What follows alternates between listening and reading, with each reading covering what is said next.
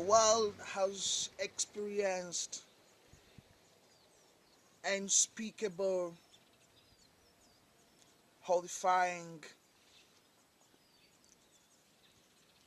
tear-breaking, head-breaking events that have shook humankind.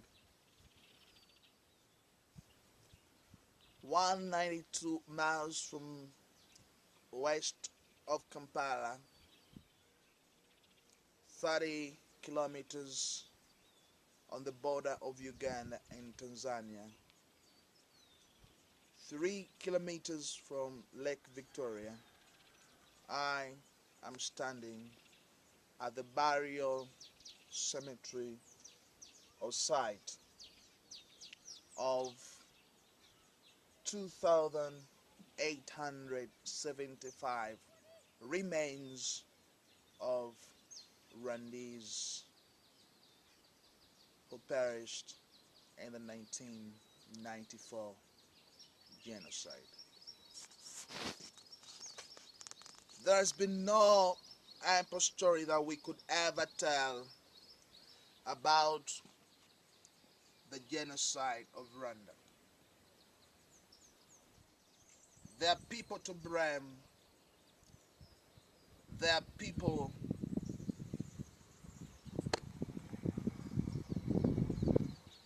to answer questions of the trigger of the genocide between the Hutu and the Tutsi. When President Joseph Habyarimana's plan was shot, as it was in the airspace of the Rwanda, and he died, was the trigger of the genocide. The international media kept quiet at the events that were happening in Rwanda. There is no media that came out to report as more than 2 million innocent people were being killed. Satellite images, footages also were not telling the world of what was happening in Rwanda. They knew that very well. We can never afford, as Heal the Planet Global Organization, to keep quiet at the events that happened in Rwanda. When I came last night, I was told of how bodies were floating on River Kagera. Is it? Yes. This river runs from Rwanda up to here in Kasensero on Lake Victoria in Chotera Rakai district. Some of the victims of innocent children and women were put on big sticks as if it was meat that was going to be roasted. The river would flow every day. There was big and accommodatable odor. The smell of decomposing corpses of humanity, people scattered everywhere. They were picking them, they were receiving them every day. Why would humanity be treated like this whatsoever? Whether political reasons, whether they are tribal issues, we cannot afford to see the perpetrators of the genocide of the Rwanda go untouched. Therefore, as the president of Heal the Planet Global Organization, a former law student who believes that criminality must be dealt with, and when punishment is given over crime, it is one way of telling others never to do it again. The dictators would do that again. And unless the perpetrators, people who fueled, people who participated, people who funded, people who did all contribution towards innocent people dying must be brought to book. Doesn't matter how big they are. It doesn't matter.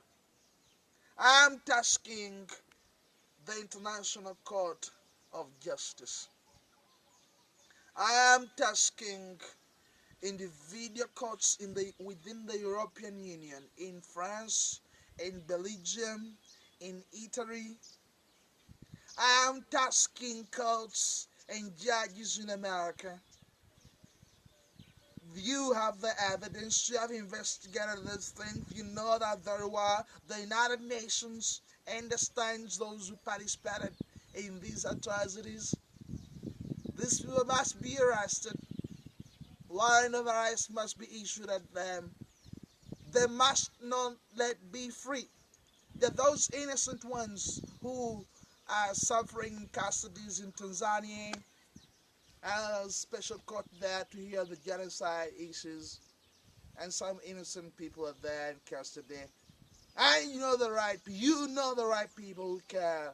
Our Africans, brothers and sisters, the land of the beautiful people. Oh my God. I was in Rwanda recently, and I saw how beautiful the land is. Every April, big people from Rwanda come here, including the president, to mourn and remember. These are very big grave masses. I can see them 1, 2, 3, 4, 5, 6. Very, very big mass graves. They're lying 2,875 bodies. 2,005 bodies of innocent Rwandese people. We want justice. I am saying we want justice. I am saying we want justice of men and women who are in these mass graves. We want justice of the men and women who are still buried in Rwanda, those in massacre. We want justice. The nation of Rwanda is still going through unpredictable moments. Democracy has never been tested, and we don't know what is on the people's hearts. When the history of Rwanda is very clear about how the colonial masters had put one tribe to be at the center of authority, depriving others. We saw the kings that ruled Rwanda. We saw the civil wars that happened in Rwanda. And again, after many years, we saw a genocide, implying that the hearts of people still have anger and bitterness inside of the events that are happening. So we don't know, after His Excellency Paul Kagame, what's going to be next. He's trying to heal the wounds. But we don't know. And we're still demanding justice, so the world may understand that no one kills people and goes free. No one wipes humanity and stays staying in the comfort of these luxurious beds and living room. May the soul of these people rest in eternal peace.